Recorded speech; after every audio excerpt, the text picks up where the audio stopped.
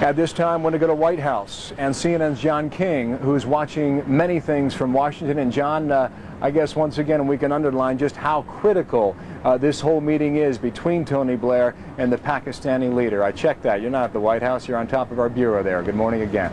Good morning again to you, Bill. A very delicate, very important diplomatic mission for the British Prime Minister. Obviously, he's working in very close touch with the White House and the Bush administration as he tries to reinforce Pakistan's support for the war on terrorism. The White House certainly will be thrilled with what it heard from Islamabad today. Mr. Blair making that important diplomatic mission, trying to help shore up, if you will, the Musharraf government. And as that diplomatic mission played out in Islamabad, a rare public spat between the United States and the government of Israel that also relates with the diplomatic efforts underway here. President Bush trying to recruit moderate Arab nations to the international coalition against terrorism, specifically to recruit them to support and indeed to offer assistance to any U.S. military campaign as a result. That has Israel upset. Prime Minister Ariel Sharon saying yesterday that Israel do not try to appease the Arabs at our expense, he said, drawing a comparison to the appeasement of the Nazis back before World War II when the world stood by as Hitler marched into Czechoslovakia. That drawing very sharp criticism from the White House today. A quotation here from the White House press secretary Ari Fleischer, quote, "The Prime Minister's comments are unacceptable. Israel has no stronger friend and ally in the world than the United States. President Bush is an especially close friend of Israel. The United States has been working for months to press the parties to end the violence and return to a political dialogue." Very rare that you have the White House criticize the government of Israel at all. Even more rare that the White House press secretary would do so publicly. We are also told this message has been relayed through the National Security Council and by officials at the U.S. Embassy in Jerusalem. And standing by there with more on this remarkable development is our Bureau Chief Mike Hanna. Mike?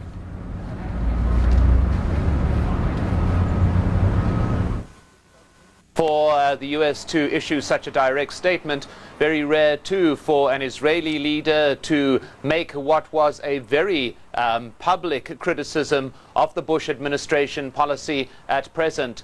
Well, the violence has been ongoing here, signaling that the Israel has dropped its policy of restraint, a policy that was requested from the U.S. administration, and certainly within the last few weeks and the weeks since the attack on September the 11th, there has been a significant shift in the relationship between Israel and the United States, and this shift in the relationship has become even more apparent with Ariel Sharon's very strong criticism of present Bush administration policy. John? Signal that a short-lived ceasefire is over. This despite immense pressure from the United States on Israelis and Palestinians to forge a lasting truce while it organizes an international coalition against terror.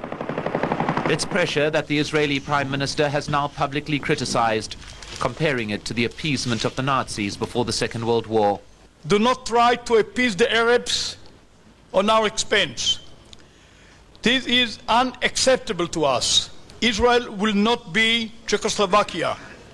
Israel will fight terrorism. And a clear message that the Prime Minister will no longer comply with US calls for restraint, that Israel now sees itself as standing alone. The Cabinet has therefore instructed our security forces to take all necessary measures to bring full security to the citizens of Israel. We can rely on ourselves only.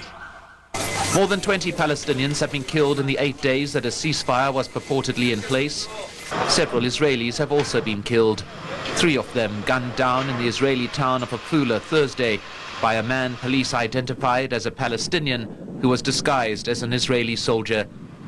Israel maintains the Palestinian Authority must be held responsible for such terror attacks, a position angrily opposed by Palestinian leaders who've publicly called for an end to attacks on Israeli civilians. Now the United States is forming this alliance against international terrorism. They're seeking Arab countries to be with them, Islamic countries to be with them. Now Israel is being excluded. So can it be that Sharon is trying to sabotage that effort, and he can do that only by killing more Palestinians? Despite occasional criticism of Israeli actions, the US, throughout the past year of incessant conflict, has made repeatedly clear it sees Israel as a valued friend and ally. But this relationship now appears to be changing. One respected Israeli commentator said that not only has Ariel Sharon shrugged off a ceasefire with the politicians, he has also declared political war on the United States.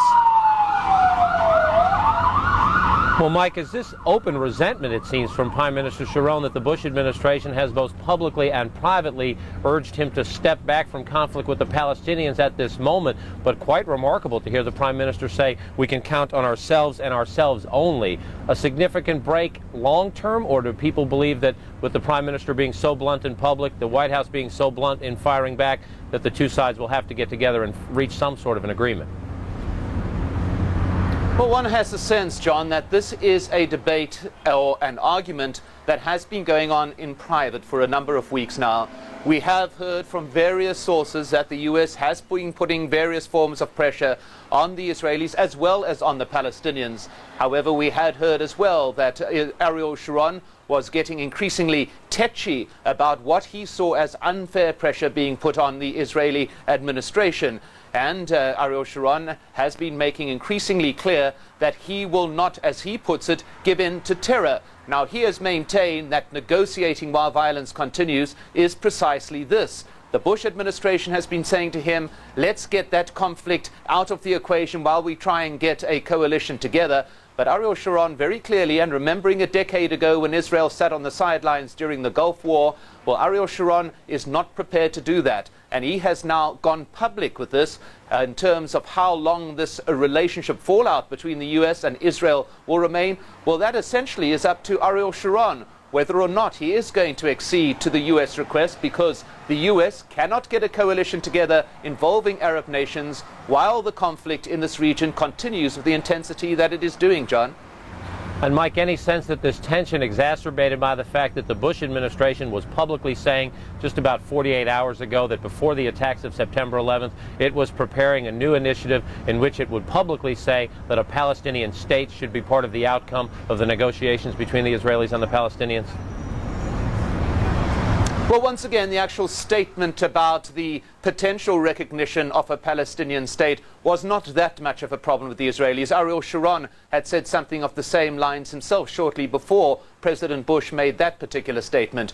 But what it was more a cumulative effect of signals coming from the State Department and from the White House that there was a shift in policy, that essentially in terms of its wider aim of getting this coalition together, Israel was going to have to make concessions in terms of its ongoing conflict with the Palestinians, concessions to enable the parties to get back to the negotiating table.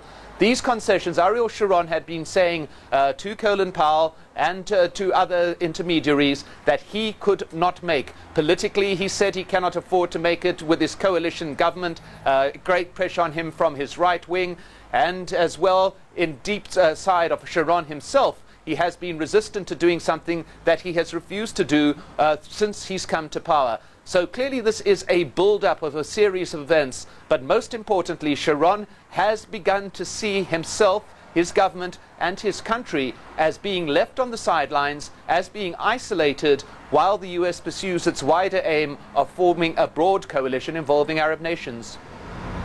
Mike Hanna, CNN's Bureau Chief in Jerusalem, thank you for that. A remarkable public rift between the United States and Israel, now a major subplot as the Bush administration presses ahead, trying to build this international coalition against terrorism, openly recruiting the support of moderate Arab nations, now in an open war of words with its longtime ally, the State of Israel. Bill, we will continue to follow this in the hours and days ahead. One has to expect there will be additional diplomatic contacts even as we speak, if not very soon, because of this remarkable rift.